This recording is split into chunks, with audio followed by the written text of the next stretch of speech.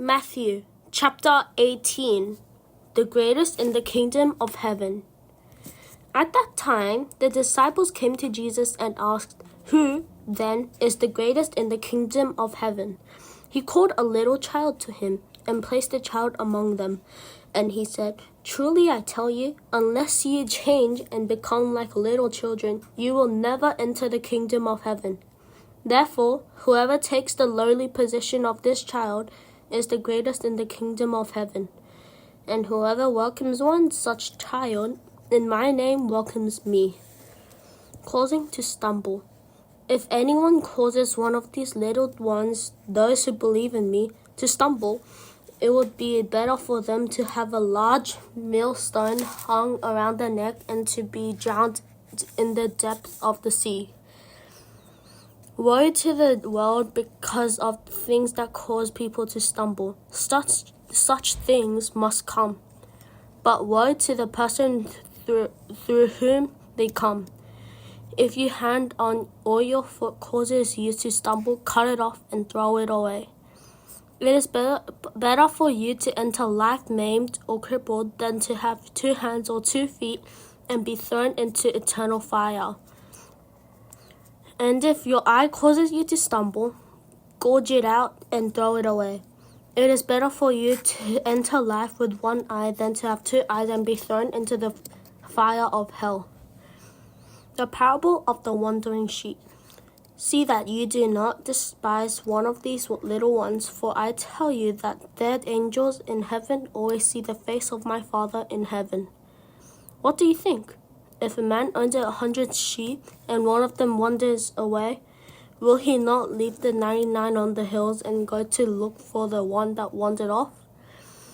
And if he finds it, truly I tell you, he is happier than that one sheep than about 99 that did not wander off. In the same way, your Father in heaven is not willing that any of these little ones should perish. Dealing with sin in the church. If your brother or sister sins, go and point out their fault just between the 2 of you. If they listen to you, you have won them over. But if they will not listen, take 1 or 2 others along, so that every matter may be established by the testimony of 2 or 3 witnesses. If they refuse to listen, tell it to the church. And if they refuse to listen even to the church, treat them as you would a pagan or a tax collector. Truly I tell you, whatever you bind on earth will be bound in heaven, and whatever you loose on earth will be loosed in heaven. Again, truly I tell you that if 2 of you on earth agree about anything they ask for, it will be done for them by my Father in heaven. For where 2 or 3 gather in my name, there am I with them.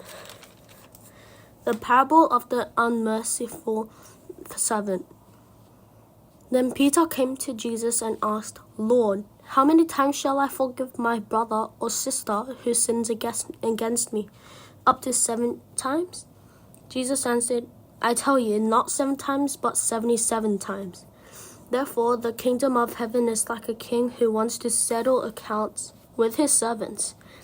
As he began the settlement, a man who owed him 10,000 bags of gold was brought to him.